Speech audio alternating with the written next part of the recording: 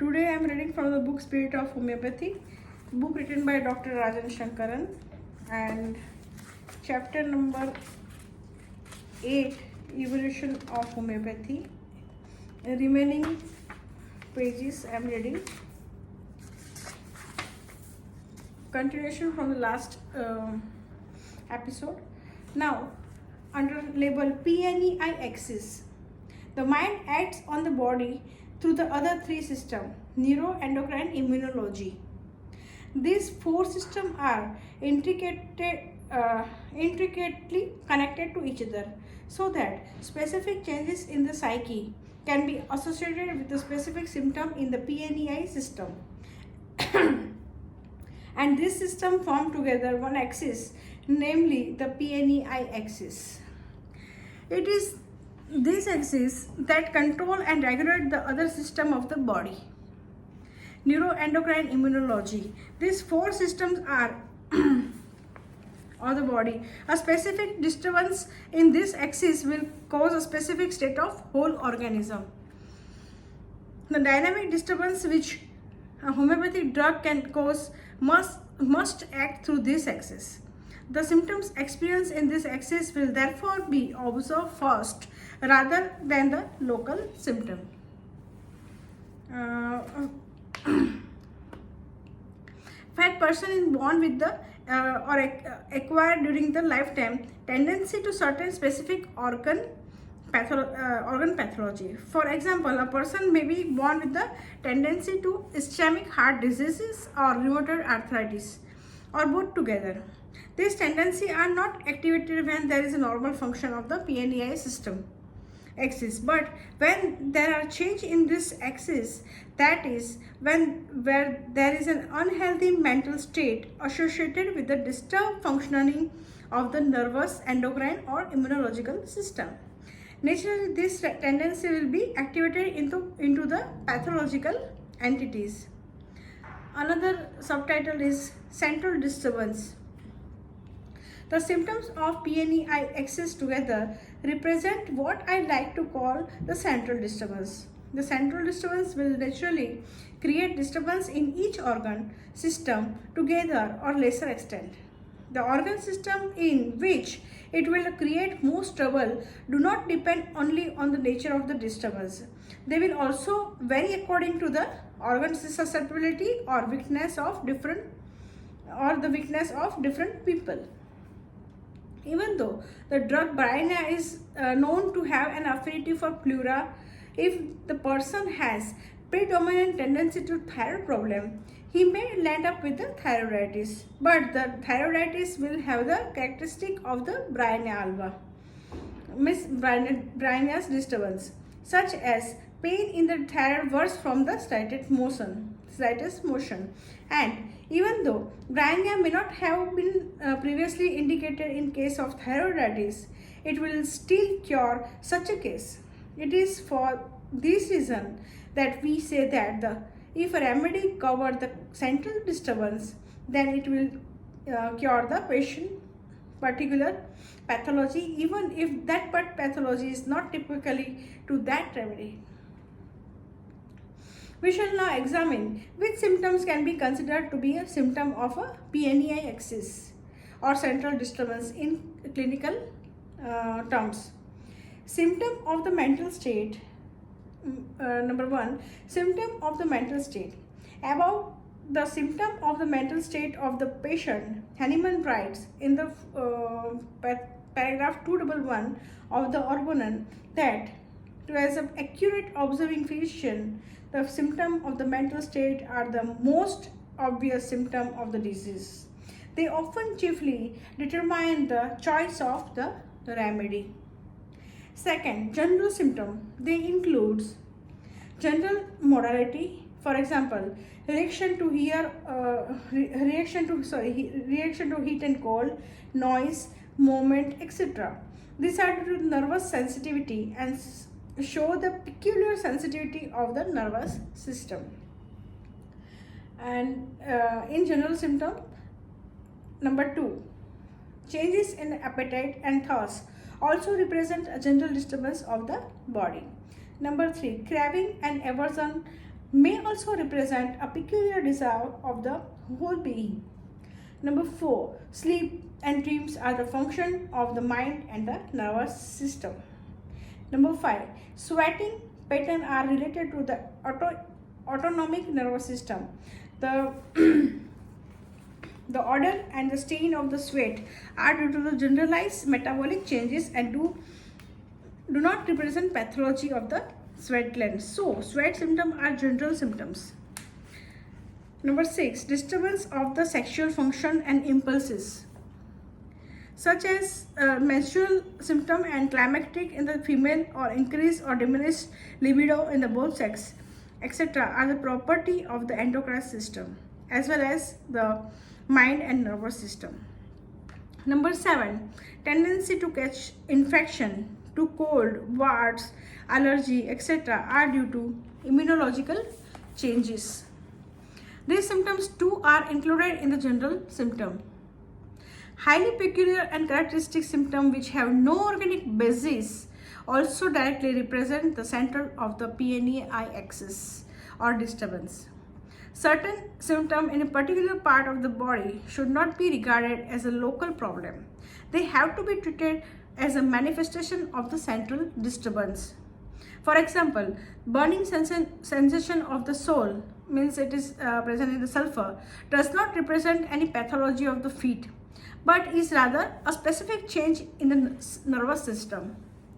Similarly, the offensive urine of nitric acid does not represent the disease of the kidney, but a manifestation of the metabolic changes produced by the central disturbance. This can be understood when we see that nitric acid also produces the same urinous odor of the sweat. Similarly, the sun headache of the natramure also represent the nervous sensitivity to sun, the nerves of the head being most susceptible to the influence. So are the sweaty palm of the cilicia or the calcareous calf, manifestations of the central disturbance. Thus, many important characteristics of the remedy do not represent pathology, but rather are the manifestation of the central disturbance. For example, though the above three represent the central disturbance, the peculiarity of the local pathology will be often found to be in tune with the central disturbance. In other words, the remedy they cover the central disturbance will also be found to be cover the local peculiarity of the pathology. For example, swelling of the thyroid is a local symptom. It could be due to the person's tendency to susceptibility to develop a thyroid problem. But if we say that the pain is aggravated from the slightest motion, we can see that the peculiar nervous element is added with by no logic can be explained merely by the person's organ susceptibility or tendency. Therefore, the peculiar nervous element, this modality must be taken as a local expression of the central disturbance. In this way, any modalities or sensation that cannot be explained by the local organ pathology but necessarily be understood as representing the central disturbance. Now, under the label importance of the central disturbance. Therefore, when we see the identify the central disturbance, we should first look at the mentals, then the generals and the characteristic. Only after this shall we check if the local peculiar fit into the remedy or not. Lastly, we may out of curiosity see if the type of the pathology is also known to be curable or has been cured by that remedy. Even if this is not the case, it is enough if the central disturbance does so. We often see that the remedy that covers the central disturbance in a case also covers the local symptoms, since both are produced by the same disturbance. But if we find that it is not so in a case, then it is safer to give the remedy which covers the central disturbance. We can assume that in a susceptibility provers, a drug would have produced the same local symptom if only the proving had been thorough. This is because the central disturbance comes first and does not depend on the prover's individual organ susceptibility. The only exceptions to this is in the case of remedy, of which only a few particular are known, while the mental and general have not been well brought out. If the local peculiarities are covered by such a remedy, we must give it seriously thought. Even a hint that it could produce a similar mental state is enough ground for us to prescribe it. Of course, in this case, we must make sure that the mental and general symptoms of the patient are not clearly covered or do not clearly fit into another remedy. Most often, if we clearly map out the mental state of the patients, the remedy emerges quite clear, only to be doubtfully confirmed by its similarity, also with the general and characteristic particular symptom. In the next section, we shall thoroughly examine the way and means to determine the exact mental state of the remedy and patients. Now notes, under label notes. 1. Some so-called organ affinity of the some remedy are not due to that dynamic effect, means proving with potency, but have come down as a remnant of their toxicological property.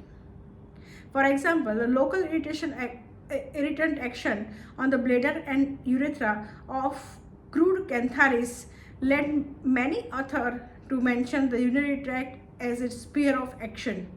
This is very misleading. In potentized dose, there is too little of the cantharis to produce such an irritant action. Cantharis become a remedy when its dynamic property are found. It cannot have direct local action anywhere. It can only produce an effect on through a central state. Potentized remedy have no sphere of actions except on the vital force, as represented by the mind and three controlling system. When potentized, a drug lose its toxicological and local effect, but gain in it a general dynamic effect. Bacteria in large number elicit a vital reaction and also produce local organ pathology. But when they are attenuated into the vaccine, they lose their organ pathology and retain only the power to stimulate a vital reaction. They lose pathogenicity and retain antigenicity. Number 2. Not 1 was over and now not 2. Despite the distinctions between the toxicological and dynamic property of the drug, many symptoms of our materia medica have been drawn from toxicological effect as well as proving in the crude form.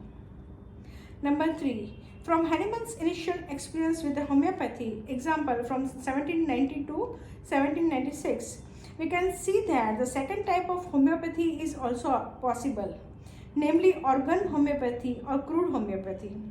Here a remedy can be prescribed on the basis of the fact that in its crude form it has a direct action on the organ that is affected. It seems likely that the remedy may act locally, built in a homeopathic fashions and alleviate the local organ pathology for some time. But since the local pathology is born out of the central disturbance, this effect of the local remedy will be short.